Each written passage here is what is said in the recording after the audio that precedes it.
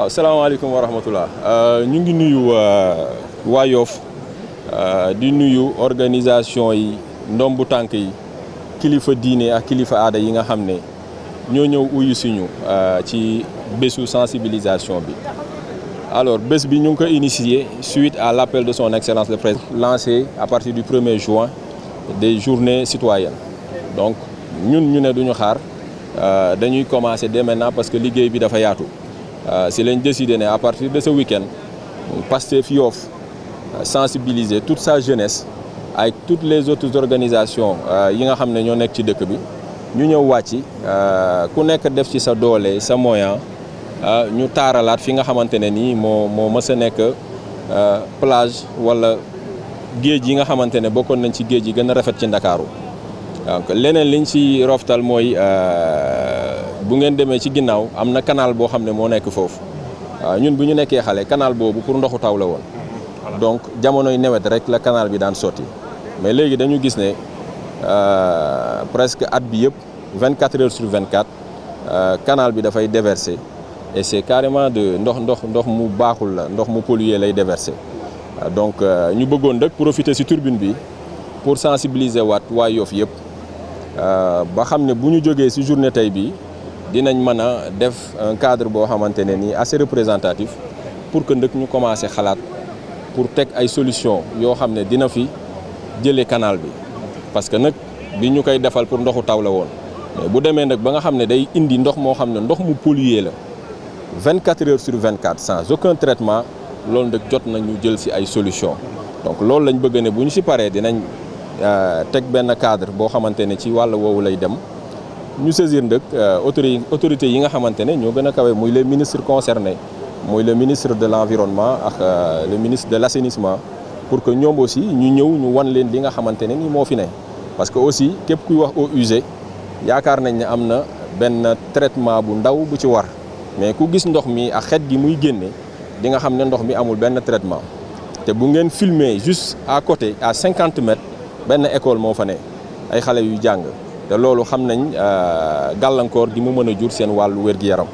donc loolu daal moo sababoon journée bi ñu si profité remercier waa Yoff yëpp parce que li ñu gis mooy ñëpp wuyu si nañ gis nañ fi ndaw ñi jigéen ñi mag ndombu tànk kilifa diine yi ñëpp 7 heures ba léegi parce que 7 heures la ñu waxoon ne la ñuy commencer à 7 heures liggéey bi tàmbali na donc loolu mu inscrire ci dynamique bi nga xamante ne nii moom la autorité yi nga xam ne tey moom la yàlla dénk Sénégal muy son excellence le président de la République Bassirou Diomaye Faye avec le premier ministre le président Ousmane Sonko donc ñoom ci seen dynamique politique mooy que ne li nga xamante ne moom lañ bëgg a tabax ci Sénégal dañu ko bëgg a def avec les populations donc ñun aussi bi ñu déggee appel bi mosuñu ci jóg mais ñun ñu ne duñu xaar sax ba le 1er juin mais dañuy commencer à partir de maintenant. liggéeyal population bi dafa xaw a mel ni lu jafe ndax dañ koy constater da ngay defar quelque temps après pour dellu si waat defaat même ak problème suivi dañ faral di constater yéen lan ngeen fas yéene mettre en place pour que li nga xam ne liggéey ngeen ko fii ñu dañ ko yàqal. waaw loolu maa ngi ciy dellu si sànq ci wàllu nasaraan mooy daf ci am pàcc boo xamante ne muy pàccu sensibilisation bu ñu tàmbalee ci ndaw ñi. ce matin am na ay partenaires yu fi ñëwoon ñoo xamante ne noonu ci wàll woowu la ñuy yëngatu muy ay chinois ñu ñëw fekk waxtaanoon nañ ci ak ñoom et ñu ngi liggéey ci programme boo xamante ne dafay dem lépp lu fi nekk ci école daara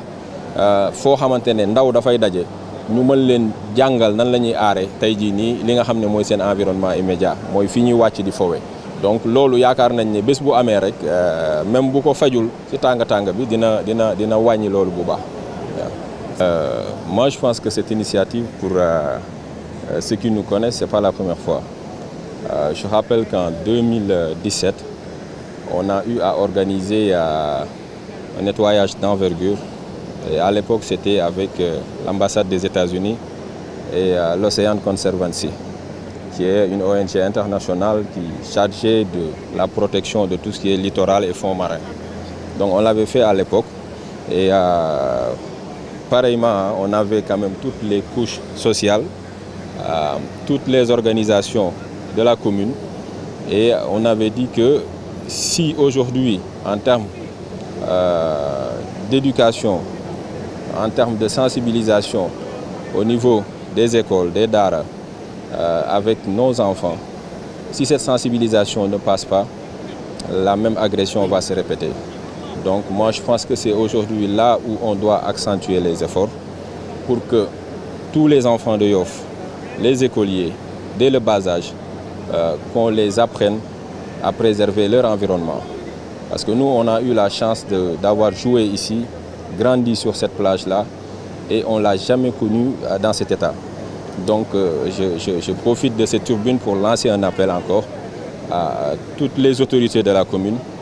à tous les enseignants, les formateurs, les imams, à plus sensibiliser les populations. Parce que le respect et la protection de l'environnement est essentiel quand même pour l'éducation de nos enfants, parce que ça leur procure un cadre sain et ça leur permet de préserver leur santé. Le problème, c'est le manque de sous. On constate souvent que quand on entreprend ces genres d'initiatives, quelques mois après, les actes reprennent. Qu'est-ce que vous comptez mettre en place pour éviter de pareilles situations? Alors aujourd'hui, on est revenu encore avec pratiquement tout ce que Yoff compte d'organisations, d'associations, de porteurs de voix. La commune, tous les responsables ont été informés de cette action-là. Et nous, ce qu'on a décidé, c'est qu'à l'issue de cette action, c'est de se retrouver dans un autre cadre pour, de manière pérenne et durable, qu'on puisse travailler sur une solution. Parce que le problème aujourd'hui, ce n'est pas simplement de nettoyer le littoral. Je rappelle que derrière nous, il y a un canal qui aujourd'hui est devenu une bombe écologique. On l'a débouché ce matin, mais nous qui habitons la commune, c'était un canal à ciel ouvert, destiné à draguer les eaux pluviales. Maintenant, on voit que sur 12 années, toute l'année, 12 mois sur 12, 24 heures sur 24, le canal est en train de déverser de l'eau polluée. Ce qui est en train de causer quand même un énorme préjudice à nos enfants, comme vous le voyez, qui sont en train de se baigner ici dans cette plage-là et qui sont exposés à toute forme de pathologie. Donc ce cadre-là dont je parlais tout à l'heure va permettre après de saisir quand même les autorités à un niveau beaucoup plus élevé, à savoir le ministre de l'Environnement et bien sûr le ministre de l'Assainissement, pour quand même qu'on puisse discuter de manière durable pour que ce canal-là, vraiment qu'il nous donne des solutions pour le bien des populations de Yoff. Yoff est une commune traditionnelle, Yoff est une cité religieuse, et Yoff ne mérite pas quand même qu'on déverse cette forme de pollution-là sur cette plage.